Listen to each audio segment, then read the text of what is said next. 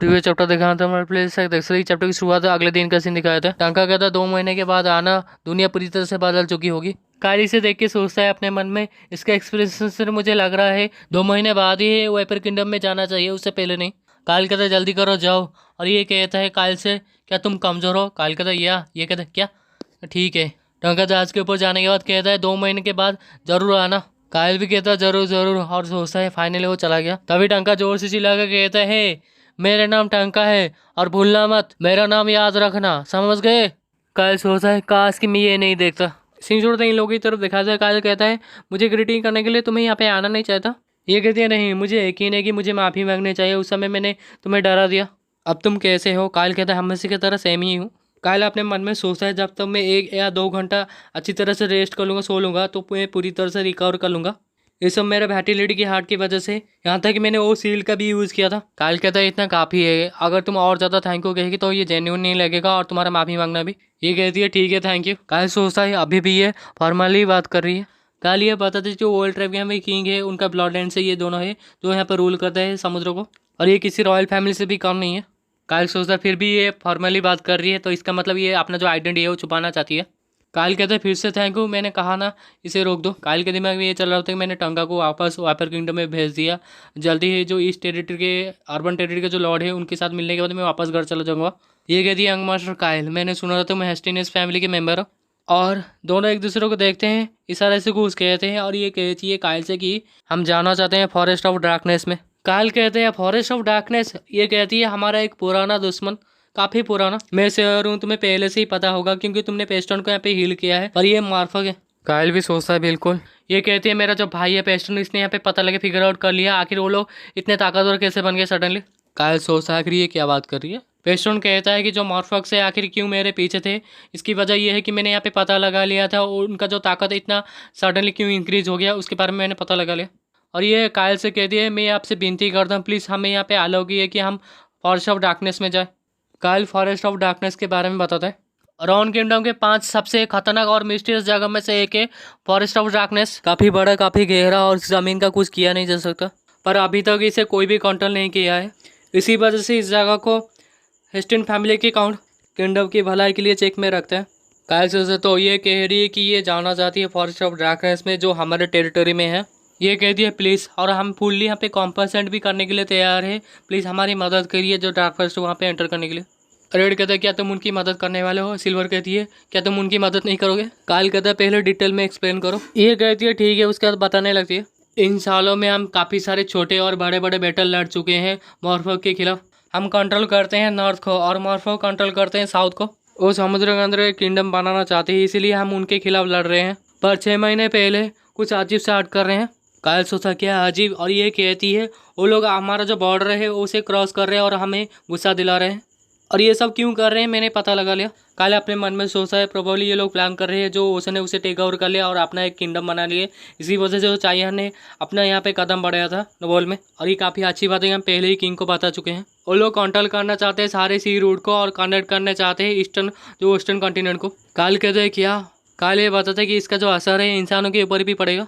यहाँ पे रफ सी है बिटवीन ईस्टर्न और वेस्टर्न कॉन्टिनेंट के बीच में, काफ़ी सारे सी रूट है जो इंसान ने डिस्कवर किया और उन्हें यूज़ भी करते हैं, पर जो 2 कॉन्टिनेंट के बीच में ज़्यादा इंटरव्यू नहीं होता है क्योंकि इसकी वजह ही ये लोग इतना एक्टिव नहीं है। जो सी रूट है काफ़ी डिस्टेंस और काफ़ी रफ है ये, और इसकी वजह यह है कि टासेड एग्रीमेंट सी और जो लैंड है वो लोग एक दूसरे के यहाँ पे इंटरव्यू नहीं कर सकते एक दूसरे से। जो लोग सी से हैं उन लोगों को अपने जो सी रूट है उनके ऊपर ध्यान देना चाहिए, और जो ज़मीन में जो भी कुछ होता है उनका कोई लेना देना नहीं है।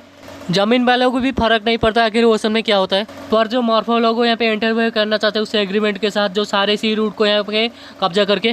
कायल से फिर से मुझे यहाँ पे बैड फीलिंग आ रही है। ये कहती है पहले हमें ये लगा था कि ये जो न्यू किंग मॉर्फंग ये सब कर रहा है, ये सब ऐसा कर रहा है ताकि उनका सब किंगडम है काल के तक रुक जाओ और कुछ मत कहो, सिवाय कि आखिर तुम क्यों जो डार्क फॉरेस्ट है वहाँ पे क्यों जाना चाहते हो। कायल सोचता मैं चिंतित हूँ अगर मुझे और कुछ बड़ा पता चल गया तो।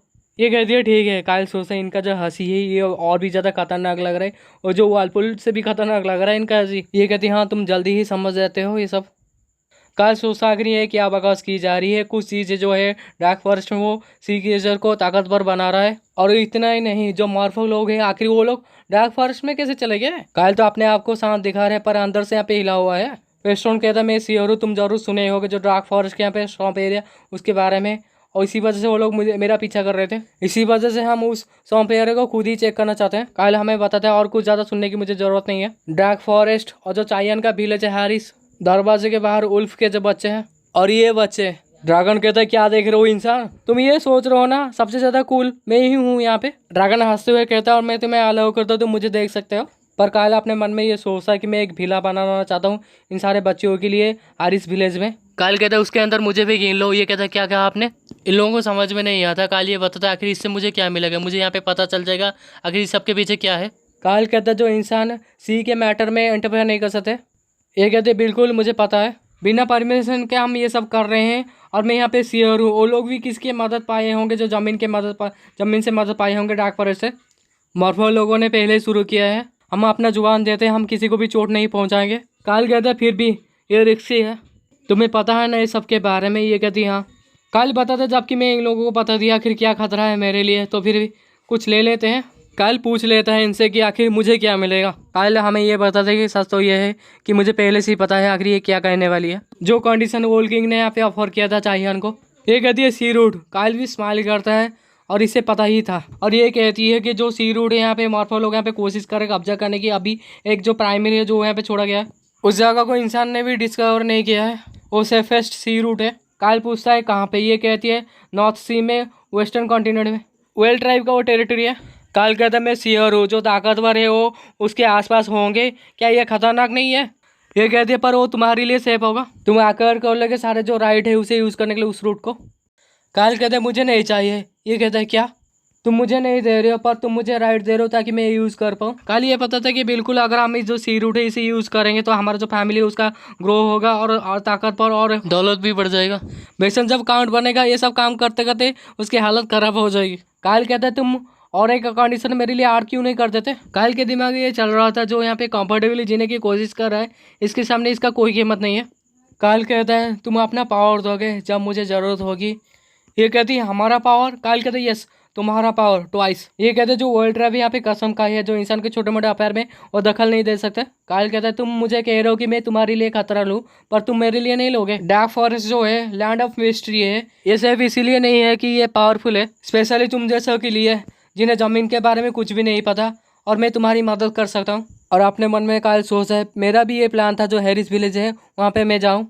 जो चाहिए ना वो काफ़ी लंबे समय से जो डार्क फॉरेस्ट है वहाँ पे रह रहा है पर फिर भी उसे ज़्यादा कुछ पता नहीं है। उस बंदे के बाद जिसे डार्क फॉरेस्ट के बारे में सबसे ज़्यादा पता है ये मैं हूँ। कायल कहते हैं मुझे लगता है कि मुझे पता है कि तुम लोग कौन सा जो स्वाम्प एरिया है उसके बारे में यहाँ पे चिंतित हो, जानना चाहते हो। और यहीं पे ये चैप्टर खत्म।